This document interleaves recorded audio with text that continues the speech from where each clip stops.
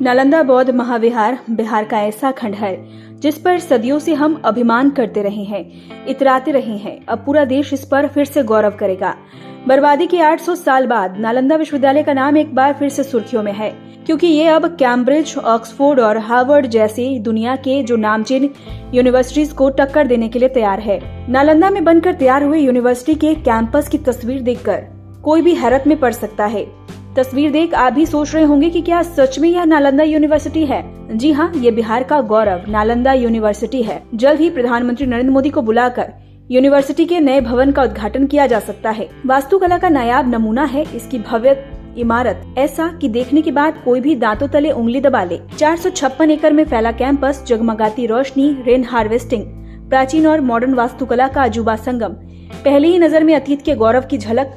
भवन भूकंप रोधी और प्राकृतिक रूप से वातानुकूलित, चारों ओर नीले जल का विस्तृत सरोवर, अपने आप में अनूठा एम्पी थिएटर, चारों ओर रमणीक और सरोवरों का मनमोहक दृश्य। आइए आपको इस परियोजना के आरंभ होने की कहानी बताते हैं। दरअसल यह मिसाइल मैन के नाम से चर्चित पूर्व राष्ट्रपति भारत रत्न एपीजे अब्दुल कलाम साहब की बिहार सरकार को सलाह थी।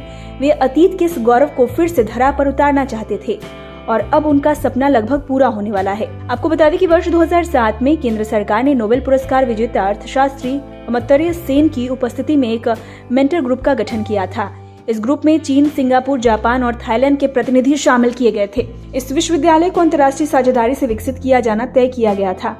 बाद में मेंटर ग्रुप ही विश्वविद्यालय का गवर्निंग बॉडी बन गया। हम पूर्व विदेश मंत्री स्वर्गीय सुषमा स्वराज के योगदान की अनदेखी नहीं कर सकते। उनके प्रयासों का ही नतीजा था कि जापान, सिंगापुर जैसे देशों ने अपनी ओर से मदद दी। इसकी स्थापना पर 16 देशों की सहमति बनी। साल 2007 में फिलीपींस में ईस्ट एशिया समिट में डॉक्टर कलाम की परिकल्पना सार्वजनिक हुए थे। 16 देश के प्रतिनिधि इस सम्मेलन में मौजूद थे।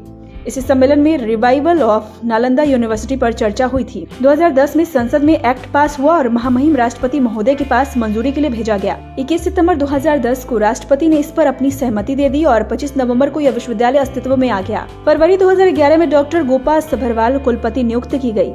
भवन के लिए राजगीर के पिलकी मौजा में 442 एकड़ जमीन अधिग्रहण किया गया। अगस्त 2008 में पूर्व राष्ट्रपति डॉक्टर कलाम इस साइट को देखने आए। सितंबर 2014 को विश्वविद्यालय में पढ़ाई भी शुरू हो गई। 19 सितंबर को तत्कालीन विदेश मंत्री सुषमा स्वराज ने शैक्षणिक सत्र की विधिवत शुरुआत कर दी। पहले सत्र में हालांकि सिर्फ 13 छात्रों का एडमिशन हुआ था। भारतीय छात्रों के अलावा एक जापानी और एक भूटानी छात्र ने भी नामांकन करवाया। नालंदा यूनिवर्सिटी के पहले सत्र में स्कूल ऑफ हिस्टोरिकल स्टडीज और school of ecology and environment की पढ़ाई शुरू हुई थी। अब यहाँ बौद्ध साहित्य के अलावा भाषा विज्ञान की पढ़ाई भी हो रही है। इस यूनिवर्सिटी का इस तरह विकास किया जा रहा है कि यहाँ से एकेडमिक पढ़ाई हो बल्कि शोध केंद्र के रूप में विकसित हो।